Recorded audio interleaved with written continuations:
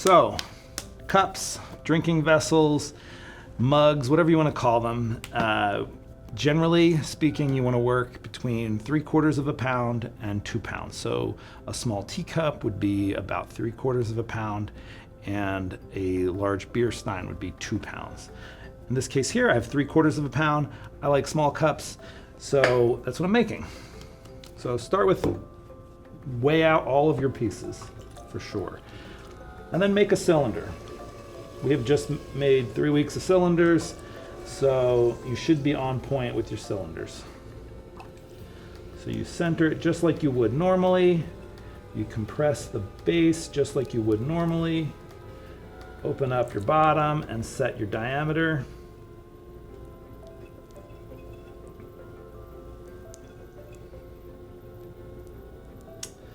For cups, they get handled quite a bit, so I recommend using a wooden rib to flatten your bottom because you should be able to have a nice tidy bottom. Now I'm going to push the clay in and up. If there's something that is very obvious, if the weight is very obvious, it's mugs, because you're putting coffee or tea in it, so making sure your walls are nice and thin are important. So I'm going to start pulling my cylinder in and up. Fix that rim.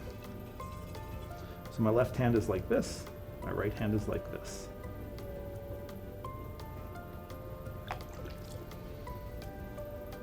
Compressing the rim very lightly. As your walls get thinner, you're not going to be able to press down hard. So my left hand is like this, right hand is like this. Most important part of any vessel is the rim and the foot. So as long as you keep them under control, the rest of the piece will just happen naturally. All right, so there is my cylinder. I'm going to give it one pass with my wooden rib.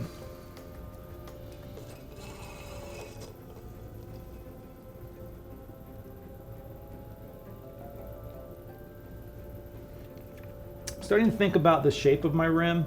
So I like rims that taper in personally, but there's nothing wrong with a round rim either. So the way that I hold my fingers is like this. This is the negative shape of your lips. So it tapers in like that. If you really want to accentuate it, you can use your wooden rib to flatten that so it tapers in. I usually start doing that at this stage here. You don't want to do it at the end. So keeping it under control as you go. Let me get my water out of the inside. So now this is where I can start shaping it. Shaping is all left hand. So I'm not going to use my right hand at all for now, just to illustrate what happens. So if I want this to go out at the base, I'm going to just press out with my left hand on the inside. And that gets it to go out. If I want it to go in, I'm going to push it in from the outside. Okay. This is where you might want to start using your metal rib. You probably haven't used much of your metal rib so far because we're just made cylinders. But when you start shaping your pieces, you want to use your metal rib to scrape the surface and to shape the walls. So I use the round side of my metal rib and I bend it like this. And I press out towards the rib with my inside hand, with my left hand.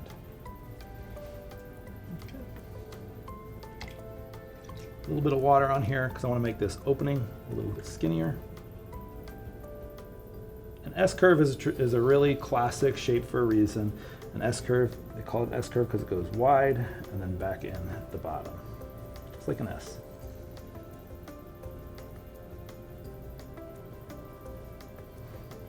There you go. That's the shaping is done. I'm going to go over the rim one more time. There's a little hard chunk of something or other in there. So I'm going to leave it. Give yourself an undercut. Double check the water. It's clean on the inside right now. And the last thing is I'm going to pass my wire under there. Keeping your thumbs down. I push away from myself, but it doesn't matter. If you want to pull, that's fine too.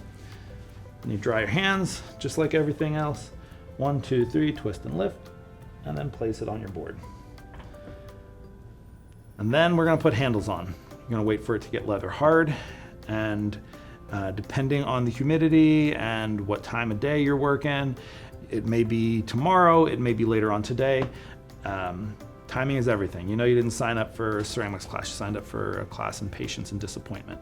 So wait for this to get leather hard, or you'll be disappointed because your handles are gonna fall off for sure. So leave this until leather hard, and I'll see you in a few hours.